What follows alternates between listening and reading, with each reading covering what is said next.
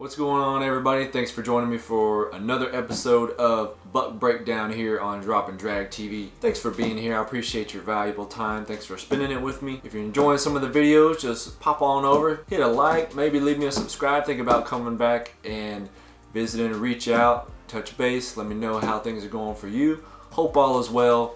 And this time, in today's video, we're gonna go back and profile Dad's buck that he got last year in Central Texas. Luckily, we are fortunate enough to have some friends that let us go out and hunt in Central Texas. Whole different type of hunting than what we're used to for the most part. We were able to get on a few bucks this year. I wasn't able to close the deal, but Dad actually got very fortunate. So we're gonna look at his setup, we're gonna look at the wind, and we're gonna look at where these deer were, why they were there. We're gonna look at the conditions, the location, and where I believe they were headed, and try to piece together why Dad was fortunate enough to be able to get a shot off on this buck. Really cool buck.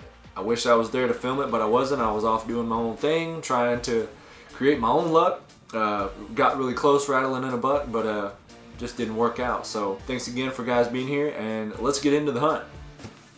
So what we're looking at here is Dad's blind was set up right over here to the right. When you're looking at this profile, you got it's set up for straight up north, south, east, and west. So Dad's blind is over here to the east side of the screen. When you see the buck and the doe symbols, they are almost directly northwest of him. So Dad set up here for an evening hunt. This was November 14th. And the conditions were fairly warm. It was about 75, close to 80 degrees in the afternoon, as last year was warm for everybody. I think you guys probably remember. But fairly early afternoon, he had a doe pop out off of this hill. And she popped out, worked her way right in front of him, right here in this opening. And it didn't take long. She popped out off of this hill, and I turned on the terrain features here so you can see that this dark line right where this doe was standing on, this dark thick line, is the beginning of an upward hill. So as you move up towards the buck, where the buck symbol is, this is going uphill, and it's a pretty decent rise right here. So as you come towards the bottom of the screen, you're moving downhill. So this doe was bedded up on the side of this hill with this buck.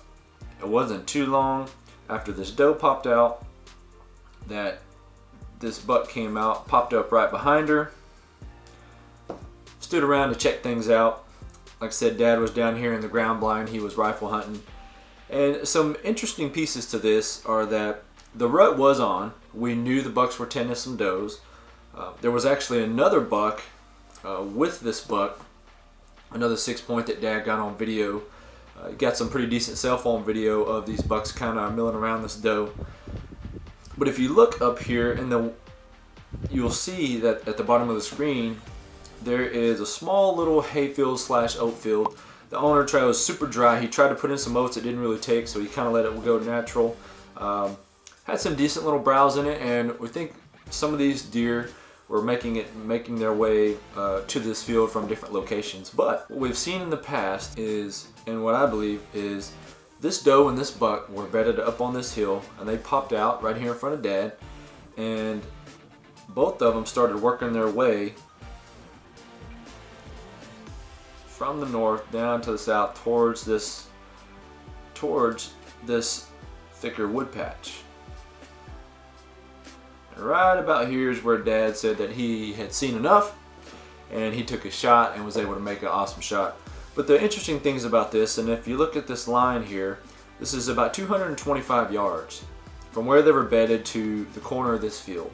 And there's a heavy trail going to the corner of this field, and there's also a heavy trail going to that southeast corner of the field.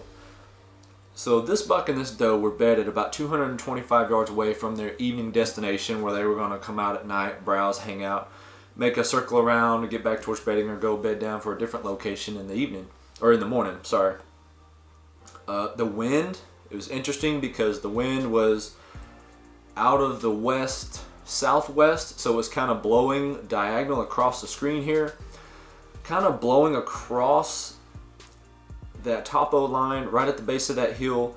So it would have been somewhat leeward side that they were bedded, and when they popped down this hill, they literally would have turned into the wind and started heading their way down to this field.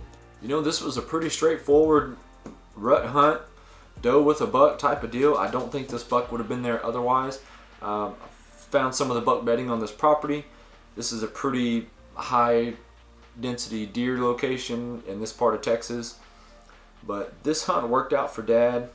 And we also seen, if you see here, a lot of the deer were actually worked down across in front of the blind. What you can't see over here to the right, there's actually a road down there, so it kind of works as a little bit of a barrier. Some of these deer will work off to the off the right of the screen, walk along that road, avoid those thick patches because they know there's hunters in there at certain times of year, and they'll make it to that southeast corner of the field right there at dark. So there's actually a stand down here on this field that Dad could have hunted, and if he would have been there, he might not have gotten the shot on this deer. So it was pretty interesting to see where they come from, what the conditions were. You know, just one of those lucky things. This buck had this doe tended up in the timber. Another 6-point was kind of browsing around trying to get a sniff. Dad was fortunate enough to intercept him on the way to that evening feeding destination. You know, not a whole lot of fields, some scattered oaks in this property, but ultimately they were going to browse their way down to that field, as what I believe, based on the conditions and the wind and the direction that they started to head before Dad took his shot. So really cool again to look back on some of these hunts, try to check out those conditions and take a mental note of what the conditions were, what these deer were doing around that same time, because a lot of these times experience and history is your best ally. When you see something done from year to year under the same conditions, it's pretty good bet that you can return to that area and expect to see something similar, you know, given the same conditions, given the same type of available food, hunting access, and hunting locations if it stays relatively the same. We had an awesome trip that time. We saw a ton of deer. We probably saw 30 or 40 deer driving in the mornings and evenings. Unfortunately, we just didn't have very long to hunt, and I couldn't close the deal, so Dad still hadn't let me forget about that. But guys, this is a pretty straightforward hunt. I hope you enjoyed this version of the buck breakdown. We might do one more before we move on to the next video series. We got a really cool video coming up that I think you're really gonna enjoy.